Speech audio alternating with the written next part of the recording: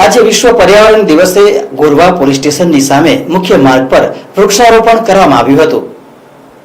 આજે વિશ્વ પર્યાવરણ દિવસ નિમિત્તે ભારતીય જનતા પાર્ટી સયાજીગંજ વિધાનસભા ધારાસભ્ય કેયુરભાઈ રોકડીની ઉપસ્થિતિમાં વૃક્ષારોપણ કરવામાં આવ્યું હતું।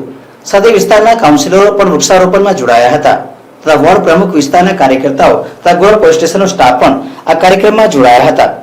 સાથે ધારાસભ્ય કેયુરભાઈ રોકડીએ વડોદરા વાસીઓને વધુમાં વધુ વૃક્ષો વાવો તેમ જણાવ્યું હતું। સાથે વડોદરા મહાનગર સેવા સદન દ્વારા આવતા 2 વર્ષમાં 2 લાખ વૃક્ષો વાવવા જઈ રહ્યા છે। આ સાથે આ વર્ષે વિશ્વામિત્રી કિનારે પણ વૃક્ષો વાવવામાં આવશે તેમ જણાવ્યું હતું। 5 જૂન આજે વિશ્વ પર્યાવરણ દિવસની ઉજવણી આપણે સૌ કરી રહ્યા છે।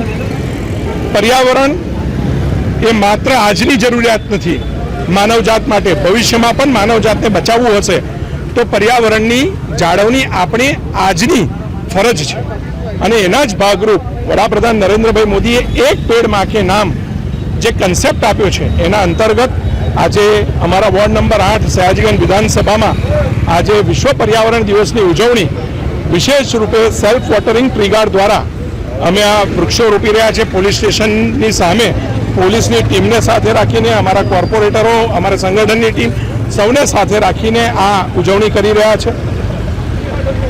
જે રીતે ગ્લોબલ વોર્મિંગ વધી રહ્યું છે, જે રીતે જાત ભાતના કુદરતી પ્રકોપ વધી રહ્યા છે, એની સામે જો આપણે રક્ષણ મેળવવું હશે અને એની સામે આપણા ભવિષ્યના નાગરિકોની પણ ચિંતા કરીને આપણે આ માનવ જાતની આ સૃષ્ટિને બચાવી હશે તો વધુને વધુ ઝાડ રોપવા પડશે। હું આપના માધ્યમથી સૌ નાગરિકોને અપીલ કરું છું કે પોતાના ઘરમાં જો ફ્લેટમાં રહેતા હોય તો કુંડામાં, ટેરેસ ગાર્ડનમાં, બાગમાં, રસ્તાની ફૂટપાથ પર, ડિવાઈડર પર આપ સૌ વૃક્ષારોપણ કરો।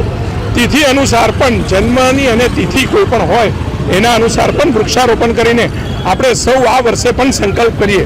વડોદરા મહાનગરપાલિકા 20 લાખ વૃક્ષો આવતા 2 વર્ષની અંદર વાવવા જઈ રહી છે, એટલે કે 1 મિલિયન ટ્રી 1 વર્ષમાં વાવવા જઈ રહી છે અને વિશ્વામિત્રીના કિનારે પણ ખૂબ મોટી સંખ્યામાં આવતા વર્ષે પણ વૃક્ષો રોપાવાના છે।